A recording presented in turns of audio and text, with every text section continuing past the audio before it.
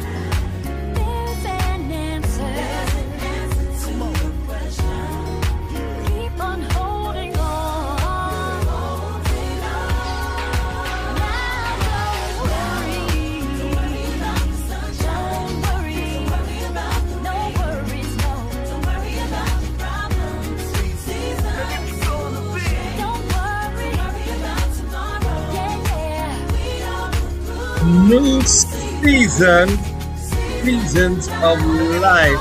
God bless you, my friend, Dr. Ray Johnson here. And Monday's Meal, I want to thank you for taking time to tune in with me on tonight. I call this the pop-up edition. God bless you, Sister Sheila Wilkerson. I see you. God bless you, lady. Thank you for joining me on tonight. I wanted to be careful to share just a little bit of information before I kind of get into tonight's Monday's Meal. Just a little bit, as we know, we are all preparing. Let me say once again, thank you for all of you who've been sending your well wishes and sending all of the condolences and everything to our family on behalf of my sister, my mother, and I. We want to just say thank you so much on behalf of the Walk of Dominion. Want to say the same thing as well. Thank you so much for caring enough to serve in the way that you are and the way that you're doing. So I'm just excited about that. So having said all of that tonight, I just want to just kind of give some updates and a little bit of information, if I can, really quick again, just simply because many people are I got word from someone today who thought that the homegoing had already happened and that it had already taken place. And so that is absolutely not the case. I want you to join us on this Friday, February the 6th. 6:30 until 8:30, from 6:30 until 7. We'll have a chance to view his body. I want you to know he's not there. He's already with the Lord already, but we'll have a chance for the viewing at that point. And at 7 o'clock, we will begin the service that night, Friday night, 7 o'clock in the chapel. Listen, if you are from A&N Store, whether you are Coliseum Crossing, Denby, or in downtown Hampton, I want to see you. The family wants to see you. If you are at A&N Store, if you're from Calvary Life Church, we want to see you on Friday night. Calvary Life Church. Calvary Life Church. If you were from there, we want to see you. New Life Church, we want to see you there. Of course, Zoe Community Church, CRCP, and Dominion, please be in the house. We want to make sure that we see you and spend time worshiping with you on that night. We're going to sing, reflect, pray, love on each other. And then the very next day, Saturday morning at 11 a.m., right back there at the church, we'll be in the sanctuary taking time to celebrate and to worship the Lord where he pastored for many, many years. And I'm telling you, nothing quite like being able to stand where he stood for many years and touching the lives of many people. So having shared that and said that, no, the service has not happened. It will be taking place starting on Friday night, February the 6th, 6:30 to 8:30. Then again on Saturday morning at 11 a.m. Please communicate with everybody that you can. Let them know that we'll be spending time together, worshiping the Lord there everything will happen and take place. Somebody asked me one time, where is the church? Right there at Dominion Outreach Worship Center, 119 29th Street, great city of Newport News, Virginia. Still in the same facility. I'm excited because heating in the building got taken care of today. Let's praise, shout, and dance in the sanctuary when we gather together. Amen, somebody. I thought tonight, real quickly for Monday's meal, I'm going to share quickly, just from my own perspective, of lessons of life and leadership from Pastor Senior. That's right. Lessons of life and leadership from Pastor Senior. You know, when I start to talk about, look at how I've developed and grown as a leader, I know many people may think a lot of it may have come from some of my seminary and business school training experience. And although those things did add and give towards some developmental processes for me, I can let you know the lion's share of my development came right out of my own household, started way before I even got to high school, even as a 9, 10, and 11-year-old. Lessons of leadership in life. Number one of the things that I learned from Pastor Senior was about relationships. And he began to teach me that business really moves at the speed of how well you are able to really cultivate relationships with others. You'd be surprised of the number of open door opportunities I have had throughout my life because of relationships that not necessarily I had, but he has had. Some of those things are happening and taking place right now. And so learning how to be able to leverage relationships in an authentic way where people are now able to speak well of your name. Your name speaks well for you before you get into environments, before you go places. Your name is already spoken for you. One of the things about Pastor Senior, his integrity was unquestioned relationships, and he learned how to be able to live with them and through them in an authentic way. Didn't mean he didn't have conflict along the way, but he never allowed the conflict to cause him to lose focus of the cause of what they were involved in, whether that was in leadership with inside of A&N, the local church, or the band that he participated in. He managed and navigated and cultivated relationships well. We often hear the adage phrase, people may not remember what you said, but they do remember how you made them feel.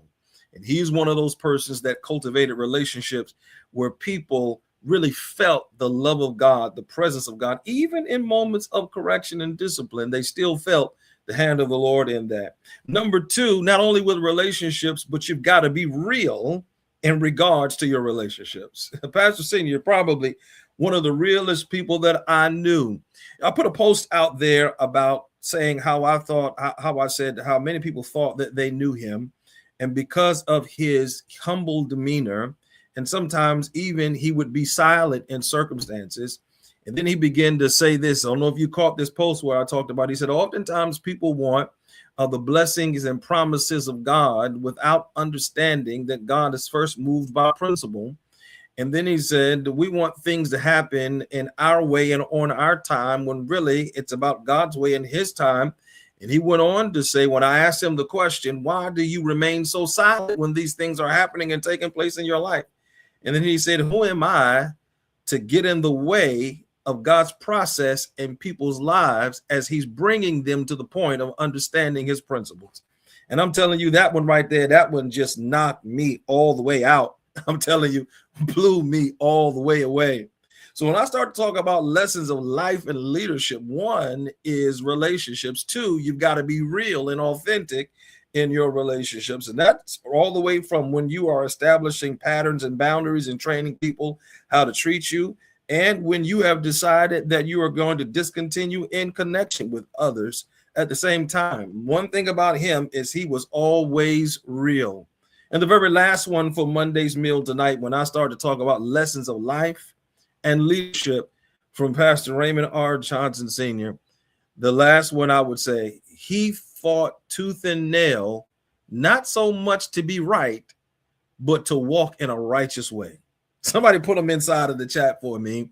Life and lessons and leadership from Pastor Raymond R. Johnson. Number one, you've got to cultivate relationships. That's number one. Number two, You've got to focus on being real and authentic. And number 3, it's not about being right as much as it is about righteousness. If we ever put righteousness at the forefront of all of our decisions that we make, we will always stay in agreement and in alignment. You know, I had to get it in there, with God.